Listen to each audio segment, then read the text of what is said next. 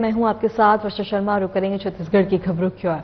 बता दें कि राजनांदगांव जिले के लिए गर्व का दिन रहा जब राष्ट्रीय जल मिशन कार्यक्रम के तहत इसे 2 राष्ट्रीय पुरस्कारों से नवाजा गया। दिल्ली के विज्ञान भवन में आयोजित समारोह में राष्ट्रपति द्रौपदी मुर्मू ने पुरस्कार प्रदान किया। जिला कलेक्टर जितेंद्र यादव और मुख्य कार्यपालन अधिकारी ने बता दें कि ईस्ट जोन का जिला होने का सम्मान प्राप्त किया है। साथ ही जल संरक्षण और भागीदारी में सराहनीय प्रयासों के लिए 2 करोड़ रुपए का प्रोत्साहन पुरस्कार भी मिला है।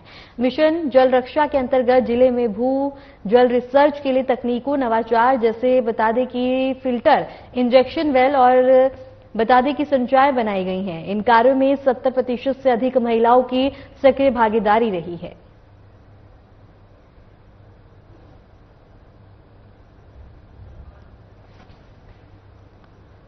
छत्तीसगढ़ के मुख्यमंत्री विष्णुदेव साय ने तेंदुपत्ता बोर्ड के अध्यक्ष रूप साय सलाम और उपाध्यक्ष यज्ञदत्त शर्मा को पदभार ग्रहण करने पर बधाई दी। मुख्यमंत्री ने कहा कि दोनों अपने दायित्वों में पूरी निष्ठा और समर्पण के साथ काम करेंगे। उन्होंने बोर्ड की गतिविधियों को और अधिक प्रभावी बनाने और उत्पादन एवं विपणन को बेहतर बनाने की दिशा में योगदान देने की उम्मीद जताई है।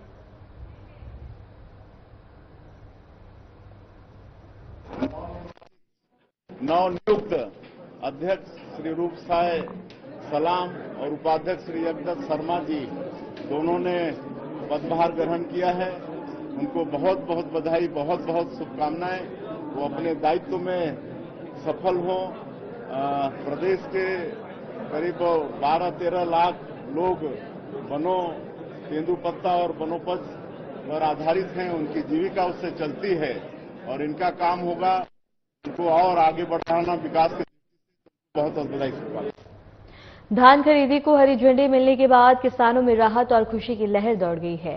क्षेत्र के खंडवा विकासखंड में किसानों की सुविधा के लिए नया धान खरीदी केंद्र उद्घाटित किया गया है। उद्घाटन के दौरान केंद्र में पूजा पाठ किया गया और उसके बाद धान खरीदी का औपचारिक शुभारंभ हुआ है।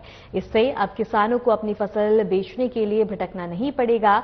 इस अवसर पर बता दें कि एसडीएम विजेंद्र सिंह सारथी, तहसीलदार सहित प्रशासन और राजनीतिक क्षेत्र के कई गणमान्य व्यक्ति भी उपस्थित रहे।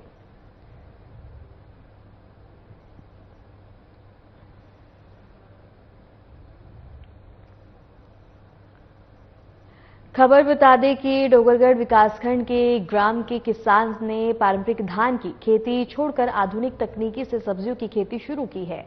पॉली हाउस तकनीक के तहत टमाटर, फूलगोभी और लौकी उगा रहे हैं, जिससे उनकी आय में उल्लेखनीय वृद्धि हुई है।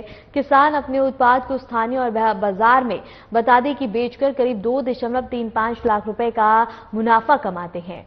राष्ट्रीय बागवानी मिशन के तहत उन्हें 70 लाख रुपए का अनुदान और सब्जी स्टोरेज पैकेज हाउस के लिए 2 लाख रुपए का अनुदान भी मिला है। उन्होंने किसानों से भी अपील की है कि वे पारंपरिक धान की खेती छोड़कर अधिक लाभकारी सब्जी की खेती अपनाएं।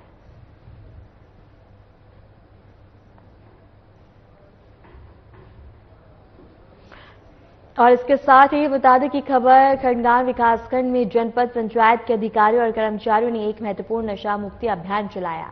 अभियान का उद्देश्य समाज को नशे के दुष्प्रभावों से जागरूक करना और स्वस्थ जीवन की ओर प्रेरित करना है। अधिकारियों ने स्थानीय गांव और बस्तियों में जाकर तंबाकू, शराब और अन्य नशीले पदार्थों के नुकसान और नशा छोड़ने के फायदे समझाए। उन्होंने साथ ही सरकारी सुविधाओं और काउंसलिंग के बारे में जानकारी दी। यह पहल जिले को नशा मुक्त बनाने की दिशा में एक महत्वपूर्ण कदम है।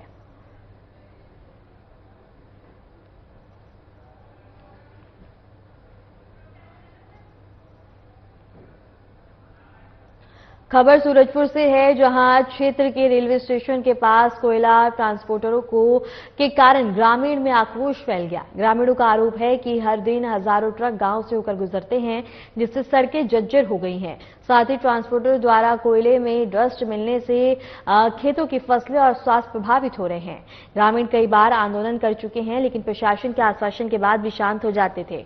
इस बार उन्होंने अनिश्चितकालीन हड़ताल की घोषणा की है और बता दें कि मांग की है कि और इसके साथ ही पुलिस मौके पर मौजूद है।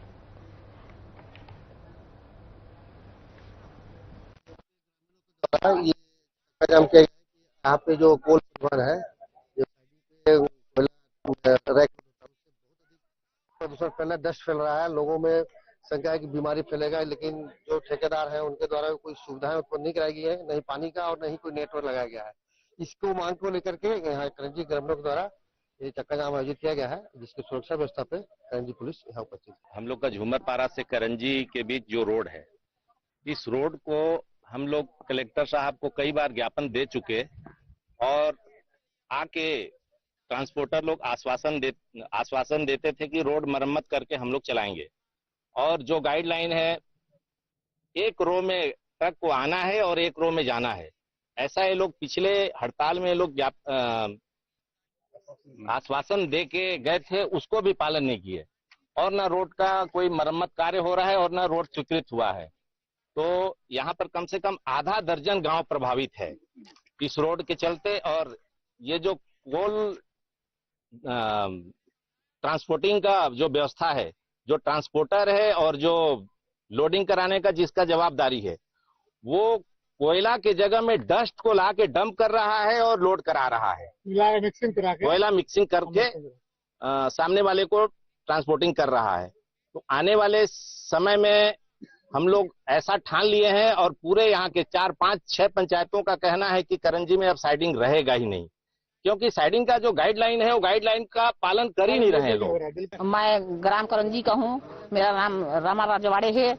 धान पान एकदम धूल धक्कर से बड़ा परेशानी हन। धान पान काटे जाथन, पूरा कपड़ा में पूरा लोड जाते, एक तो ऊपर से रास्ता नहीं मिले और आने जाने में बहुत परेशानी होवत है। पूरा कोयला डम कर दी से पूरा धूल धकट लगत है और आने जाने में खाना पीना बनावत ही, जो भी बर्तन भाड़ा सब में परेशानी होवत है। जब धान काटे जाती तो कप निकलते ऊपर से, मतलब अंदर से खांसी आ जाते। एक कारण से हमरे साइडिंग ला बंद करवाना चाहती। आने जाने में, पैदल आने जाने में हमके बहुत परेशानी है और चले फिरे में पैदल भी और गाड़ी भी परेशानी है।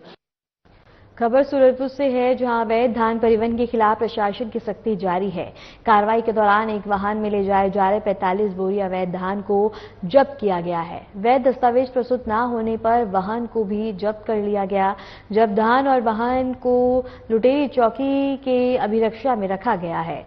यह कार्रवाई खाद्य एवं राजस्व विभाग की संयुक्त टीम ने की है और धान खरीदी सीजन में अवैध भंडार और परिवहन पर प्रशासन सख्त निगरानी रख रहा है।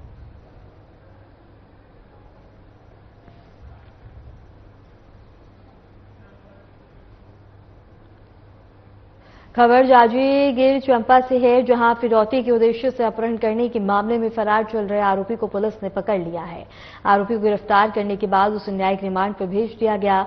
पुलिस ने आरोपी के खिलाफ केस दर्ज कर कार्रवाई की है। पुलिस का कहना है कि आरोपी लंबे समय से फरार था और उसकी लगातार तलाशी की जा रही थी। पुलिस की इस कार्रवाई से क्षेत्र में अपराधियों पर कड़ा संदेश दिया गया है।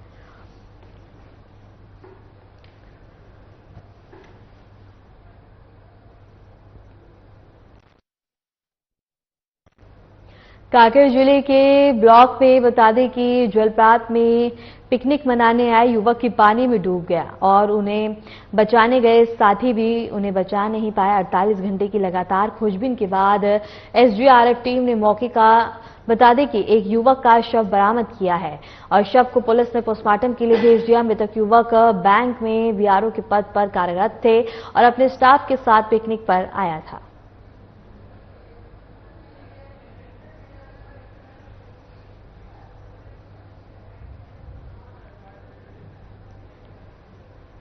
जयपुर क्षेत्र के ग्राम में सड़क दुर्घटना में एक व्यक्ति की मौत हो गई। युवक और उसका साथी डीजे संचालन का काम कर घर लौट रहे थे। बता दें कि तालाब किनारे आधे मोड़ पर सामने आ रहे अज्ञात वाहन को साइड देते समय रेलिंग से टकरा गए, जिससे दोनों गंभीर रूप से घायल हो गए। हॉस्पिटल ले जाते समय एक की मौके पर ही मौत हो गई, जबकि दूसरे को गंभीर चोटें के चलते बिलासपुर रेफर किया गया। मृतक की मौत से गांव में गहरा मातम छा गया है।